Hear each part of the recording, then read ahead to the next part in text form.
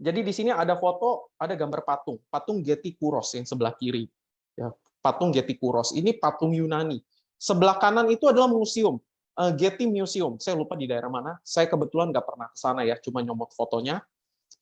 Ceritanya, museum ini kedatangan barang baru, barang antik lah ya. Museum kan pasti barang antik ya, barang bersejarah. Kedatangan patung yang di sebelah kiri ini, patung Getty Kuros. Patung ini datang, katanya otentik,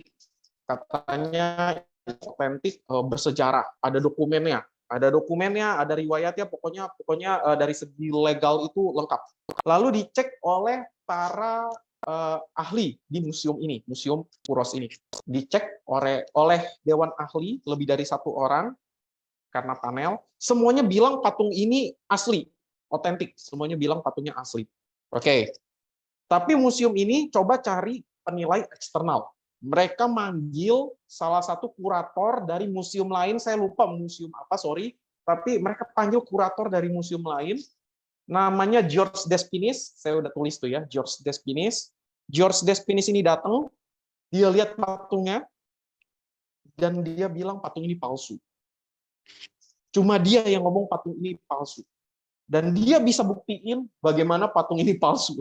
Jadi walaupun ada dokumen-dokumennya, ada riwayatnya, dia bisa jelasin, ya kenapa patung ini palsu.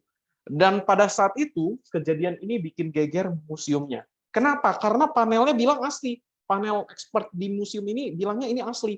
Tapi satu orang yang memang ahli dalam barang-barang antik Yunani, George Despinis ini bilang enggak, ini palsu.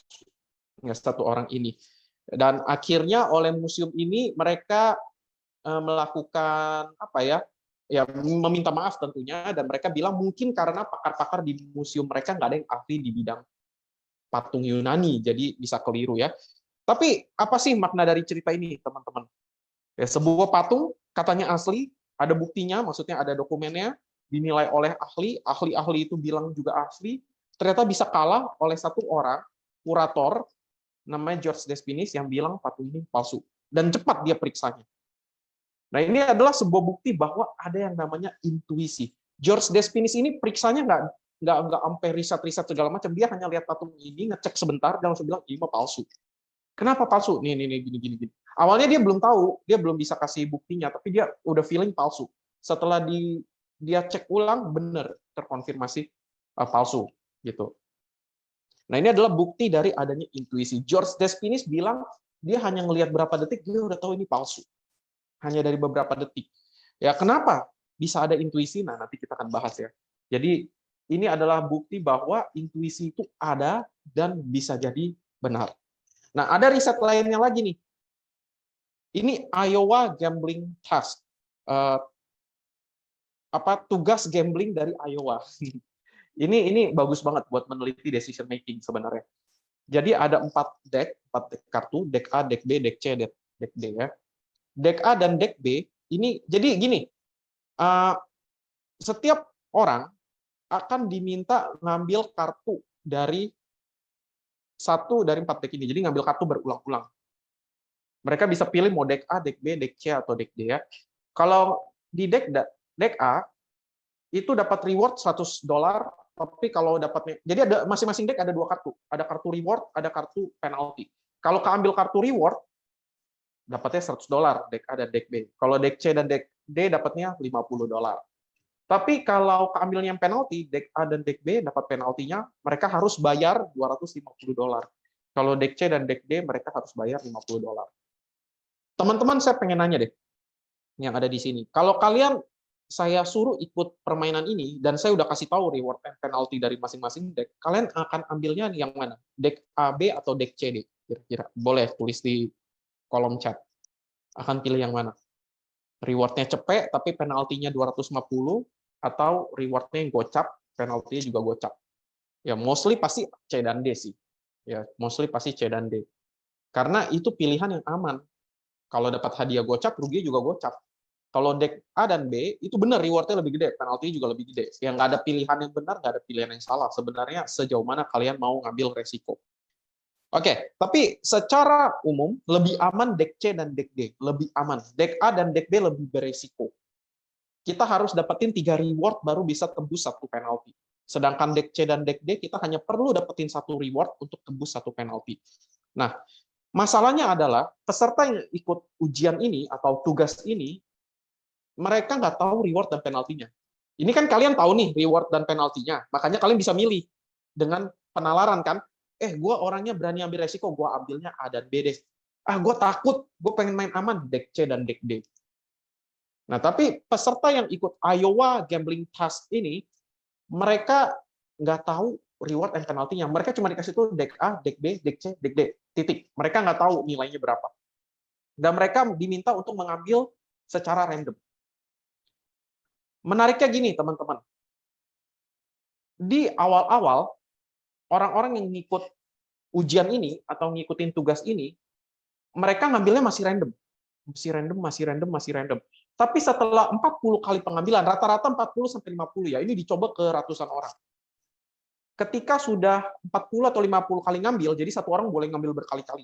Ketika 40-50 kali ngambil, orang-orang akan mulai menyadari di sini bukan berarti secara logika, tapi orang-orang udah mulai punya feeling, A dan B ini bahaya nih, jelek nih. Kalau mau ngambil, mesti ngambilnya deck C sama deck D. Jangan ngambil deck A sama deck B. Lebih menariknya lagi, setelah dites secara neuroscience, dicek secara neurobiologi, ketika orang-orang mikirin deck A dan deck B, ini kan nggak tahu reward dan penalti ya, mereka mulai deg-degan. Jadi pas disuruh ngambil, pas mau ngambil A dan B, mulai jantungnya, denyutnya mulai lebih tidak stabil, dan ternyata tangannya mulai berkeringat. Padahal mereka nggak tahu loh isi kartunya apa. Tapi ketika mereka melihat kartu C dan D, mereka lebih tenang. Nah, di sini akhirnya peneliti mulai ngomong, intuisi jangan-jangan benar-benar ada, karena orang-orang yang disuruh ikut ujian ini, mereka nggak tahu reward dan penaltinya berapa. Tapi setelah 40 kali ngambil, ketika mereka melihat A dan B, mereka mulai deg-degan, mulai keringetan. Tapi ketika melihat C dan D, mereka mulai tenang. Kalau kita bilang di neuropsikologi, itu bagian amigdala, bagian yang mengatur emosi. Itu lebih aktif ketika di A dan B, lebih tegang. Tapi di C dan D mereka lebih tenang. Nah, di sini juga membuktikan ada yang namanya intuisi.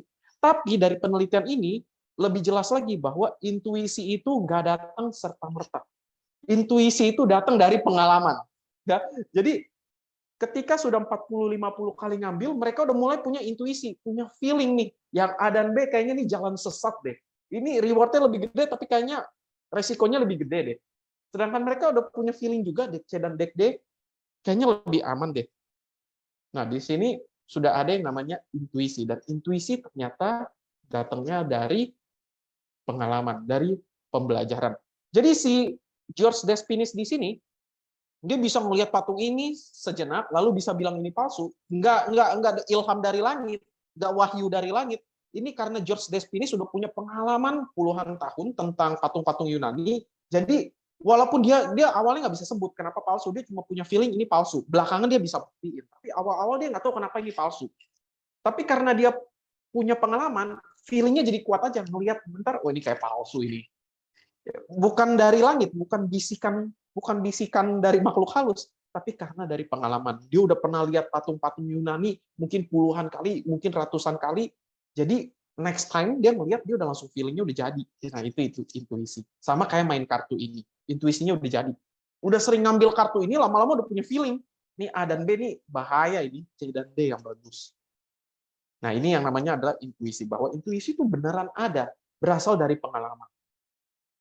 Kalau mau ngomong lebih detil lagi, kita akan ngomong lebih dalam lagi. Kita ngomongin 2 cara berpikir manusia. Mungkin teman-teman beberapa udah familiar banget ya. Ini terkenal banget konsepnya. Ada mode 1 berpikir cepat, ada mode 2 berpikir lambat. Nah, mode 1, mode berpikir cepat. Ini ketika misalnya teman-teman ditanya, 1 tambah 1 berapa? Kita bisa langsung jawabkan 2. Ya, 2 kurang 1 berapa? Kita bisa langsung dengan jawab 1 gitu, cepat. Nah, ini mode berpikir cepat. Ketika kita ngambil keputusan, ketika kita menyimpulkan sesuatu, itu nggak pakai mikir. Pokoknya dengar langsung jawab, spontan. Nah, itu berpikir cepat. Ya, itu mode 1. Mode 2 berpikir lambat. Saya nanya teman-teman, 25 dikali 49 berapa?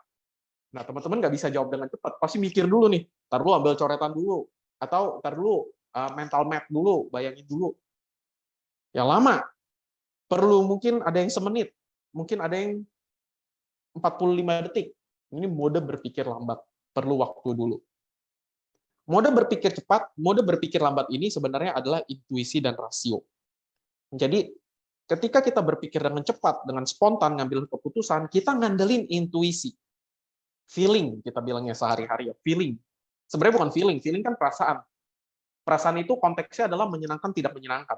Seneng, nggak seneng. Sebenarnya intuisi. Bahasa sehari-harinya feeling. Mode kedua, berpikir lambat, itu rasio. Ya, kita pakai rasio, pakai penalaran. Itu mode berpikir lambat. Intuisi, lebih cepat keuntungannya, tapi kelemahannya kemungkinan keliru lebih besar. Ya, kalau teman-teman harusnya ini tadi saya lupa masukin di slide, harusnya saya masukin sebuah games di mana kita mesti ngambil keputusan pakai intuisi ya. Lebih mudah kelirunya daripada benernya. Tapi keuntungannya apa? High speed, cepet banget. 1 tambah 1 berapa? 2. 2 kurang 1 berapa? 1. Itu kebetulan sesuatu yang gampang. Rasio memang kelemahannya berpikir lebih lama, tapi keunggulannya apa? Keputusan lebih didukung data. Saya nggak bilang selalu benar, tapi lebih didukung oleh data, yaitu rasio. Jadi ada intuisi, ada rasio. Masing-masing punya keunggulan, kelemahannya. Intuisi lebih cepat, tapi kemungkinan keliru lebih tinggi. Rasio lebih lambat, tapi lebih didukung oleh data. Intuisi bisa benar, bisa. Rasio bisa salah, bisa. Bisa benar, bisa salah. Dan kita dalam kehidupan sehari-hari pakai keduanya. Kita pakai keduanya. Kita pakai mode berpikir cepat pas lagi ngendarain motor atau ngendarain mobil dari rumah ke kampus. Itu kita pakai mode 1. Karena kita nggak pernah benar-benar mikir, kecuali anak baru, kecuali maba ya, pertama kali ke UBM. Kita nggak pernah kita bawa motor atau bawa mobil, kita udah nggak mikir lagi belok kiri atau belok kanan. Kita udah nggak mikir lagi harus gasnya berapa lama. Maksudnya gasnya seberapa, atau injak pedalnya harus sedalam apa. Udah otomatis aja, itu udah pakai intuisi. Sering nggak teman-teman bawa kendaraan dari rumah ke kampus, bengong, tapi nyampe, nggak nyasar. Nah, itu intuisi. Tapi kalau teman-teman dari rumah datang ke sebuah tempat baru, bengong, pasti nyasar. Ya, pernah bisa dibayangin ya teman-teman ya. Dari rumah ke UBM, dari rumah ke UBM bengong bawa kendaraan, pasti nyampe, nggak bakal nyasar. Karena pakai intuisi. Tapi kalau kita pakai intuisi untuk datang ke tempat baru dari rumah, misalnya diminta datang ke misalnya apa nih, yang kita nggak tahu, yang kemungkinan besar kita nggak tahu ya. Bisa kita disuruh bawa kendaraan dari Jakarta pergi ke misalnya kita diminta pergi daerah yang agak-agak jauh dikit ya, diminta pergi ke Tugu apa di Bekasi, kita nggak tahu dah itu di mana dah. Disuruh bawa kendaraannya bengong, pasti nyasar walaupun pakai intuisi. Ya kenapa? Karena dari rumah ke UBM kita udah sering melakukan itu. Kita udah sering melakukan itu, datanya udah kerekam di otak kita, di bawah sadar kita, sehingga intuisi kita benar. Tapi kalau dari rumah ke Tugu di Bekasi, karena kita nggak punya data apa-apa tentang itu, pakai intuisi pasti keliru. Nah, jadi ini intuisi. Intuisi itu sebenarnya harus didukung dengan data. Bedanya kalau intuisi itu datanya udah di bawah sadar. Kita nggak perlu capek-capek mikir lagi. Bawah sadar yang kendaliin kita. Sedangkan rasio itu pakai pemikiran di alam sadar. Ya nanti kita akan perdalam ya intuisi dan rasio ini. Ini teman-teman pernah tahu nggak siapa Warren Harding ini? Ada yang tahu nggak ini siapa Warren Harding? Kira-kira. Ada yang tahu atau nggak pernah dengar ya?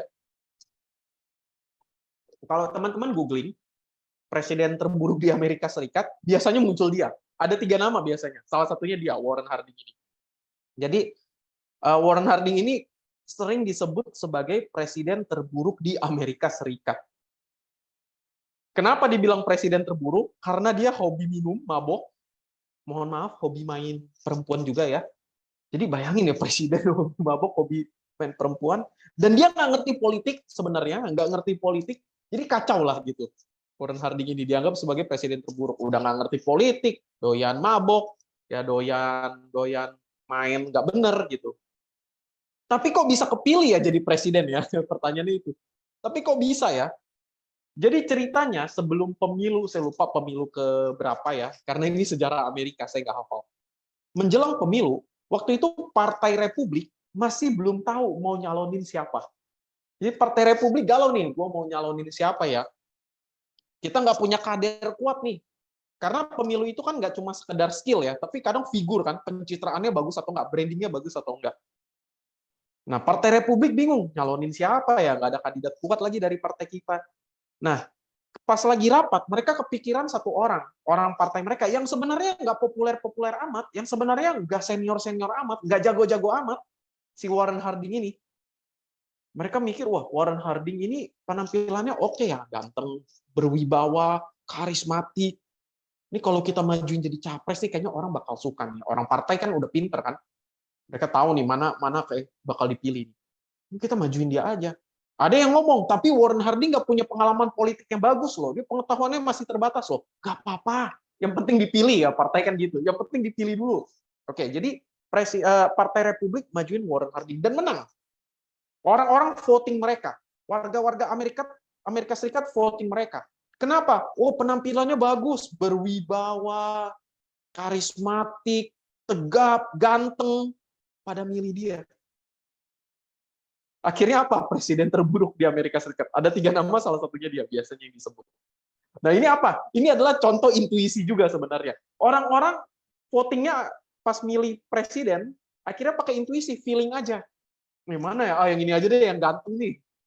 Ini kayaknya cocok nih. Ini kalau jadi pemimpin bagus nih. Pemimpin yang bagus itu biasanya bahunya tegap nih. Yang biasanya karismatik, wajahnya ganteng itu cocok jadi pemimpin. Karena pakai intuisi itu, ternyata keliru. Ya, jadilah presiden terburuk dan disebut-sebut sebagai Warren Harding error. Jadi Warren Harding error itu adalah proses pengambilan keputusan yang hanya berdasarkan ngelihat wajahnya doang. Jadi kalau teman-teman nih nanti pemilu, kan kita mau pemilu nih tahun depan. Kalau kita milih kandidat, milih caleg atau milih capres, hanya lihat dari ganteng atau jeleknya doang, oh ini ganteng nih, oh ini muka-muka wibawa nih, ini muka-muka bagus nih. Teman-teman lagi kena Warren Harding error. Jadi contoh bahwa intuisi juga bisa keliru. Jadi kalau yang sebelumnya ini intuisi bisa benar, ini intuisi bisa benar, intuisi juga bisa keliru. Tapi apa yang bedain intuisi benar dan keliru? Data sebenarnya. Balik ke data. Sebenarnya mau ngambil keputusan based on rasio atau based on intuisi, semuanya butuh data. Bedanya, data dari intuisi itu kita nggak tahu kadang. Maksudnya kita kalau ditanya lu datanya mana nggak tahu. Karena datanya tersimpan di bawah sadar. Kita nggak bisa sebut, tapi ada sebenarnya. Based on pengalaman. Ya, jadi ketika diminta voting, orang-orang akan milihnya ini. Karena pengalaman-pengalaman dulu presiden biasanya ganteng-ganteng, pilihnya ganteng. Ya, kita coba ya teman-teman ya. Misalnya nih kalian mau ke psikolog, mental health kan. Nah, zaman sekarang kan dikit-dikit mental health. Misalnya kalian ada mental health nih, Pak Agung abusive, ceritanya yang ngarang ya. Dosen saya abusive kan gitu ya mahasiswa sekarang ya. Dosen toxic, dosen abusive gitu. Contohnya, dosen gue abusive banget nih, toxic banget nih. Gue mau ke psikolog, mental health nih. Kalian mau pilih psikolog yang mana? A atau B? Random aja, nggak apa-apa. Ya, A atau B. Pakai feeling, pakai intuisi, silakan. Mau A atau B? Coba di kolom chat, pilih A atau B. Pakai intuisi aja. Ada yang A, Kelly pakai yang A, oke. Winfield pakai yang A.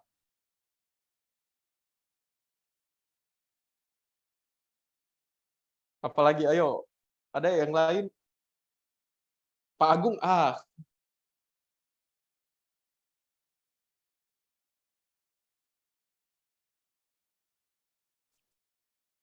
Ada yang B, Richard Benedict B. Ini random aja ya, Mikael Arkana A. Oke, banyak yang A ya di sini ya. Nah, saya pengen nanya nih. Saya nanya yang jawab pertama ya, Kelin. Kelin kenapa pilih A? Boleh buka mic, boleh ketik di kolom chat bebas. Yang penting saya bisa dengar, bisa baca ya. Bebas. Mau buka mic atau mau tulis di kolom komentar. Kenapa pilih yang A? Soalnya Alasannya. kayaknya yang A tuh udah lama jadi psikolog, Pak. Jadi mungkin lebih... Karena kayaknya udah lama ya jadi psikolog ya? Iya, kelihatannya. Kelihatannya, oke. Yang lain coba. Siapa ya? Kita coba Mikael Arkana. Mikael kenapa nih Mikael? Pilih A.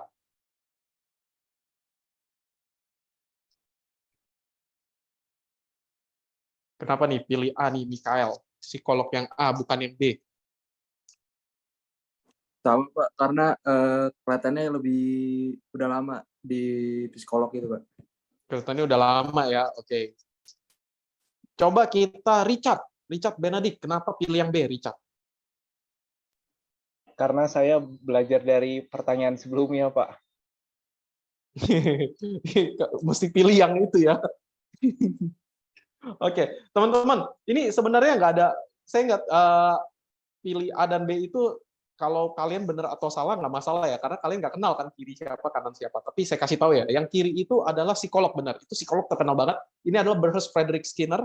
Dia yang pencetus teori belajar. Ya saya nggak perlu detail ya, nanti jadi kuliah psikologi. Itu psikolog yang salah satu, menurut saya bahkan lebih bagus daripada Sigmund Freud loh. Orang-orang taunya psikologi itu Sigmund Freud ya. Menurut saya Bernard Frederick Skinner itu jauh lebih bagus daripada Sigmund Freud. Oke. Kalian kebetulan lebih banyak pilih yang A. Ya, tapi ternyata alasannya bagus juga ya, karena mukanya kelihatan lebih senior ya. Ini padahal kebetulan karena saya nggak ada foto dia waktu masih muda. Lain kali saya harus bikin apple to apple nih, cari fotonya Skinner waktu muda ya. Sedangkan yang B lebih ganteng. Tapi B itu, kalau kalian pilih yang B ini adalah namanya Kate. Dia adalah pemimpin sekte sesat Nexium, yang kalau kalian masuk ke dalam, sekte sesat yang arahnya ke sexual abuse. Ya, kalau pilih B, diajak gabung sektenya lo galau. Wah, saya butuh mental health, dosen saya toksik. Ayo gabung ke sekteku. Masuk nggak bisa keluar loh. Ya, tapi oke lah. Gitu. Intuisi kalian kali ini benar ya. Intuisi kalian benar, pakainya yang A. Tapi intuisi kalian itu ada base-nya kan sebenarnya. Karena kalian udah punya gambaran bahwa seseorang yang lebih bagus kasih nasihat itu harus seseorang yang berpengalaman. Itu kan intuisi sebenarnya. Itu intuisi. Ini gue pilih yang A lah jadi psikolog. Kenapa? Karena lebih pengalaman nih kelihatannya. Itu kan intuisi. Lain kali pertanyaannya saya ganti ya. Tapi ini banyak kan cowok. Kalau di prodi psikologi itu cewek semua. Kalau di angkatan 2020 itu cowoknya cuma satu sekelas. Sisanya cewek. Dosen di Ancol cowok juga cuma satu. Jadi saya dosen paling ganteng di psikologi UBM. Karena cuma saya.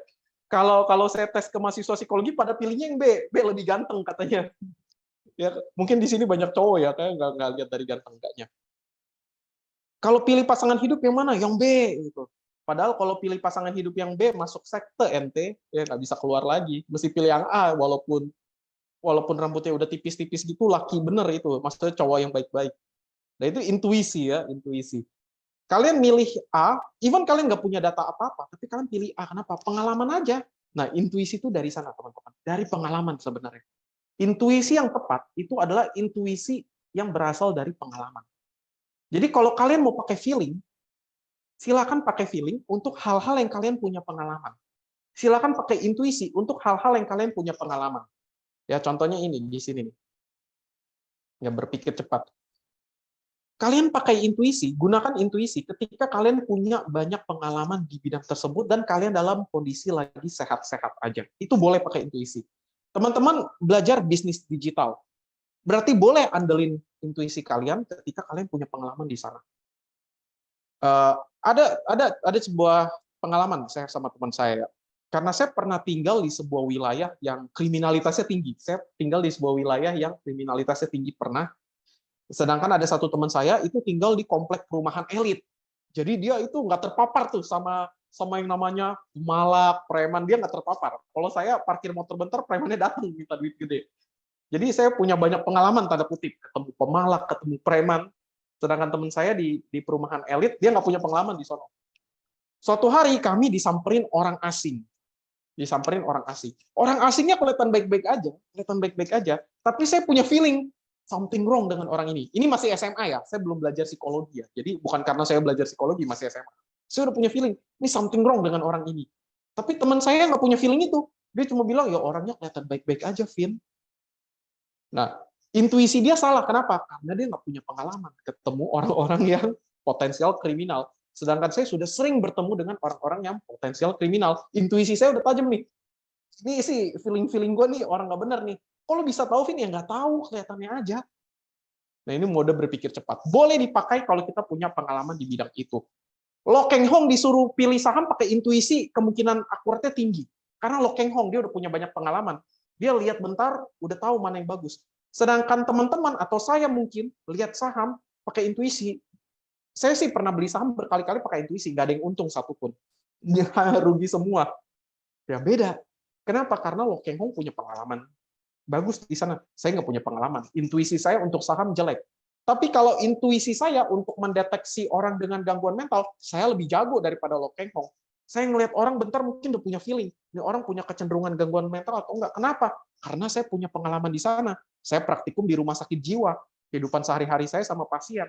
Saya punya saya pernah praktikum di dalam penjara. Jadi punya intuisi di sana. Itu mode berpikir cepat. Mode 2, berpikir lambat, dipakai kalau pertama konsekuensinya besar. Pengambilan keputusan besar. Ya, pengambilan keputusan besar nggak boleh pakai intuisi. Utamain rasio, pakai data. Ya, atau di dalam kelompok itu nggak ada expert. Kita mesti based on data. Data yang dipikirkan secara rasional ya. Jadi kalau diminta untuk mengintegrasikan rasio dengan intuisi, caranya seperti ini. Pakai intuisi untuk hal-hal yang kita udah kuasai, yang kita udah punya pengalaman dalam di sono. Nah, boleh kita pakai intuisi. Tapi kalau kita nggak punya pengalaman, jangan pernah pakai intuisi. Jangan pernah. Jadinya kasus ini. Orang salah pilih. Ya, kenapa bisa salah pilih? Karena kita punya bias. Otak manusia ini banyak biasnya. Ini cuma beberapa, ada banyak banget. Kalau mau dikumpulin, semua bias berpikir itu bisa jadi satu buku. Ada beberapa, tapi saya pakai contoh dalam decision making aja. Wishful thinking, kita ngambil keputusan bukan karena kita udah yakin, tapi kita hanya merasa benar. Ya kita hanya merasa kayaknya ini yang benar deh. Wishful thinking, kita berharap pilihan kita benar. Atau self-fulfilling prophecy. Self-fulfilling prophecy itu kita yang bikin ramalan itu jadi kenyataan. Kita yang bikin ramalan itu jadi kenyataan. Misalnya saya pakai contoh Pak Garvin, contohnya dosen. Kalau saya jadi mahasiswa, dosen Pak Garvin. Ini Pak Garvin muka-muka dosen killer. Misalnya gitu ya, saya sih nggak killer, saya baik banget. Muji diri sendiri. Misalnya saya mahasiswa. Muka-muka Pak Garvin ini muka-muka dosen killer nih. Malas gua. Karena sebagai mahasiswa sudah mempersepsi bahwa Pak Garvin ini adalah dosen killer. Setiap ketemu Pak Garvin, buang muka aja lah. Atau kalau di kelas ditanya Pak Garvin, nggak mau jawab takut. Atau masuk kelas, kelasnya Pak Garvin ini kayaknya killer nih, ketakutan. Orang kalau takut nggak bisa konsen. Orang kalau takut belajarnya lebih lama. Karena dia selalu takut, cemas.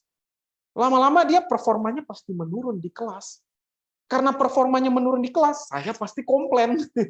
Gimana sih, udah dijelasin berkali-kali kok nggak ngerti-ngerti. Terus, ini mahasiswa kenapa sih kalau gua tetap mukanya dia buang muka, apa dia benci sama gue ya? Lama-lama saya jadi dosen killer beneran. Bukan karena sifat saya yang killer, tapi karena saya merasa, kok treatment mahasiswa ke gue begitu ya? Nah, mahasiswa langsung mikir, tuh kan bener, killer nih dosen. Nah, itu self-fulfilling prophecy, teman-teman. Kita udah punya asumsi, dan kita yang bikin asumsi itu terjadi. Nah, ini hati-hati. Ya, ini hati-hati. Ini self-fulfilling prophecy itu sering disalahgunakan. Kapan-kapan bisa kita bahas ya. Even dosen, guru pun sering terjebak dalam self-fulfilling prophecy, teman-teman. Ini ada kasus sebuah sekolah di Amerika Serikat. Jadi ada satu kelas itu sebenarnya isinya anak campuran. Nggak ada yang pinter, nggak pinter semua, nggak bodoh semua, dicampur aja. Ada yang pinter, ada yang bodoh. Kelas pada umumnya. Tapi gurunya dibohongin tuh sama pihak sekolah. Ini isinya siswa-siswa teladan. Siswa-siswa yang IQ tinggi kami kumpulin semua di sini, kelas ini. Sedangkan satu kelas lagi, isinya sama. Siswa pada umumnya, ada yang pintar, ada yang kurang pintar, ada yang normal. Tapi dibohongin juga tuh guru. Kalau ini adalah anak-anak buangan, anak-anak bodoh semuanya dikumpulin di sini. Akhir tahun ajaran, siswa kelas A itu nilainya bagus semua. Siswa kelas B nilainya jelek semua. Padahal kelas campuran aja gitu. Kelas campuran nggak ada. Gurunya cuma dibohongin. Nah, pas dicek, kok bisa gini ya? Self-fulfilling prophecy ya. Ternyata gurunya udah punya asumsi, ini kelasnya anak-anak unggulan. Karena anak-anak unggulan, kalau anaknya ditanya nggak bisa jawab, salah saya nih sebagai guru. Saya harus effort tinggi. Tapi kalau di kelas B, ini kan kelas anak-anak buangan. Kalau mereka nggak ngerti, salah mereka. Ngapain gue jelasin ulang? Self-fulfilling prophecy. Ya. Atau overthinking. Hati-hati juga. Intuisi kita juga, tadi saya bilang, intuisi kita jangan-jangan berasal dari wishful thinking yang bias. Atau berasal dari self-fulfilling prophecy yang bias. Atau juga dari overthinking.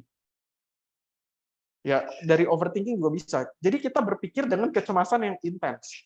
Ketika ada unsur kecemasan, jangan pernah andalkan intuisi. Saya ulang ya teman-teman ya. Ketika ada unsur kecemasan atau unsur kemarahan atau unsur emosi negatif yang intens, jangan pernah andalkan intuisi. Karena itu bukan intuisi, itu overthinking. Jangan pernah andalkan intuisi. Intuisi itu bekerja dengan baik, ingat di saat kita lagi baik-baik aja. Di mana ya tadi saya tulis di sini.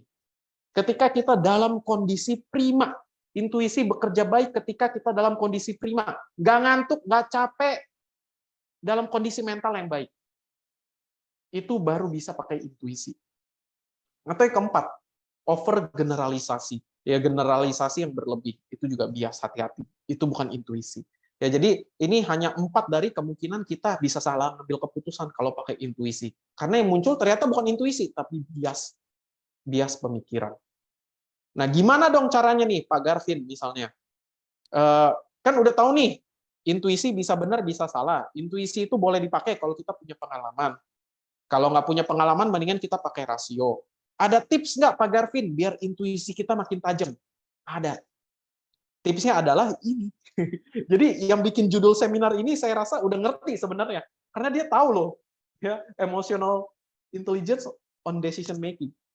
Cara untuk meningkatkan intuisi adalah dengan meningkatkan emotional intelligence. Karena emotional intelligence itu ada 5 unsur. Ada self-awareness, ada empathy, ada motivation, self-regulation, social skills. Kita tingkatin yang 2 yang saya panahin ini. Self-awareness sama self-regulation. Menyadari diri dan mengendalikan diri atau meregulasi diri. Kalau kita latih 2 aspek ini, 2 aspek dari emotional intelligence ini, intuisi kita akan lebih tajam. Ya, self-awareness and intuition. Mengenal diri. Kita mesti kenal bakat kita. Kita mesti kenal, kita tahu diri. Kita punya pengalaman di sini atau enggak. Mesti tahu diri. Kalau nggak punya pengalaman di sini, jangan pakai intuisi. Jadi self-awareness itu harus kuat. Kita mesti tahu diri. Ini benar intuisi atau cuma emosi? Kita benar-benar tahu atau cuma ngerasa tahu? Itu kan 2 hal yang berbeda. Benar-benar tahu dan cuma ngerasa tahu. Ada lagi, ya banyak sih di psikologi ya. Kadang saya pengen cetusin, tapi maksudnya saya takutnya jadi kuliah psikologi yang sangat psikologi ya. Kadang-kala kita ngerasa kita punya emotional intelligence baik. Kan cuma ngerasa. Belum tentu benar-benar baik loh. Mesti minta penilaian dari orang lain loh. Nah, jadi teman-teman mesti tanda kutip tahu diri. Self-awareness itu kalau bahasa sehari-harinya, tahu diri dong gitu. Kita mesti tahu diri dulu. Kita punya pengalaman nggak di sana? Kita dalam keadaan yang emosinya bagus atau enggak saat ngambil keputusan itu. Mesti bisa bedain. Self-regulation gimana? Karena intuisi akan bekerja dengan baik ketika kita dalam kondisi baik-baik aja, pastikan kita nggak kurang tidur. Jadi kalau kalian mau jadi leader, mau jadi businessman yang intuisinya tajam, pola tidurnya mesti diperbaiki dulu. Nah, pola tidur itu sebenarnya kita bisa bahas satu seminar sendiri ya, namanya chronotype. Jadi nggak selalu orang yang begadang itu lebih buruk, enggak juga. Ada manusia tipe-tipe tertentu yang justru kalau begadang dia pengambilan keputusannya bagus. Gitu. Itu chronotype. Manusia itu punya chronotype-nya masing-masing. Ya, jadi tapi yang penting sih jangan kurang tidur ya. Jangan kurang tidur. Jangan kurang gizi. Ngambil keputusan bahkan kalau bisa sih sepanjang hidup ya, jangan dibawa pengaruh obat-obatan. Dan juga nggak lagi kelelahan karena bisa membuat bias. Ngambil keputusan saat kurang tidur, kurang gizi, kelelahan, di bawah pengaruh obat-obatan, pasti bias juga. Jadi kita regulasi diri, punya habit yang bagus dulu. Pola makan, pola tidur, pola pikir yang baik dulu. Baru intuisi kita bagus. Itu kira-kira. Dan pengalaman tentunya. Ya, jadi kita tingkatin emotional intelligence kita. Self-awareness, self-regulation. Ya, kita kuatin emotional intelligence, intuisi kita akan lebih tajam. Termasuk mengelola emosi. Itu kan emotional intelligence. Kemampuan kita mengenal dan mengelola emosi. Kita mesti bisa kendaliin emosi kita. Ketika ngambil keputusan, jangan pas lagi marah, jangan pas lagi takut, jangan pas lagi cemas. Nah, ini caranya ya. Ngomongin cara ningkatin EI, emotional intelligence, itu satu sesi sendiri ya, jadi saya nggak bisa kasih terlalu dalam. Gitu. Ya, gimana nih kita integrate-nya jadinya? Ini yang tadi saya bilang ya. Kita belajar kenalin diri dan emosi, belajar regulasi diri. Kalau belum banyak pengalaman, pakai, ini saya salah ketik ya, berpikir 1 dan 2-nya salah ketik. Bila belum banyak pengalaman, pakai rasional. Bila sudah banyak pengalaman, pakai intuisi. Karena pengambilan keputusan yang cepat. Ya, waktunya bisa kita pakai buat yang lain. Itu cara kita decision making dengan mengintegrasikan rasional dan intuisi. Dan yang terakhir, teman-teman, ngomongin intuisi. 9 Februari 2023 bapak saya meninggal. Mendadak. Saya lagi di UBM waktu itu, di UBM Kampus Serpong. Bapak saya meninggal mendadak. Jadi saya ditelepon sama adik saya disuruh pulang. Nah, menariknya, sehari sebelum bapak saya meninggal, bapak saya pagi masih sehat. Sebelum saya berangkat ke UBM, bapak saya masih sehat, masih beliin saya makanan lagi. Dia lagi, ya mungkin firasat dia juga ya. Tiba-tiba dia ngebeliin saya makanan. Sehari sebelum bapak saya meninggal, sehari 2 hari, saya ada intuisi. Entah kenapa saya pengen banget natap wajah bapak saya terus. Nggak tahu kenapa, padahal saya sama papa saya nggak deket, nggak akrab. Anak cowok sama bokap biasa nggak gitu deket. Tapi saya ada punya feeling kok kayak pengen ngeliatin wajah bapak gua terus ya. Tapi kan awkward kan bagi anak cowok kan, apalagi umur segini kan, papa mau ngeliatin muka papa terus, itu awkward banget. Jadi saya ada feeling kayak pengen natap bapak gua terus ya, pengen deket-deket dia terus. Tapi karena bagi saya awkward, saya tahan. Intuisi itu saya abaikan. Itu sehari 2 hari sebelum bapak saya meninggal. Ternyata itu intuisi dari dalam diri saya, mau kasih tahu bahwa papa lu mau meninggal, Vin. Ini lu ada sisa waktu 2 hari. Tapi saya abaikan itu. Nah, apa nih maksudnya teman-teman? Intuisi untuk bahagiain orang yang kita sayang, jangan pernah kita abaikan. Karena kita kan udah hidup sama orang itu lama. Nah, lagi-lagi ya, saya udah hidup sama bapak saya lama. Dari saya lahir sampai dia meninggal ya. Jadi udah banyak pengalaman sama dia. Saya udah punya. Jadi walaupun saya nggak tahu, saya nggak punya pertanda apapun. Maksudnya bapak saya nggak bilang dia ada penyakit, bapak saya nggak bilang dia ada masalah. Tapi karena saya udah 32 tahun hidup bareng bapak saya udah punya feeling something wrong with him. Yang saya nggak bisa jelasin kenapa. Sehingga rasanya pengen bareng dia terus. Nah terakhir teman-teman, kalau kita ada intuisi untuk bahagiain orang yang kita sayang, jangan pernah diabaikan. Karena kita nggak pernah tahu. Ya karena kita semua pasti mati. Kapannya kita nggak tahu. Ya mungkin itu aja teman-teman penutup dari saya. Thank you.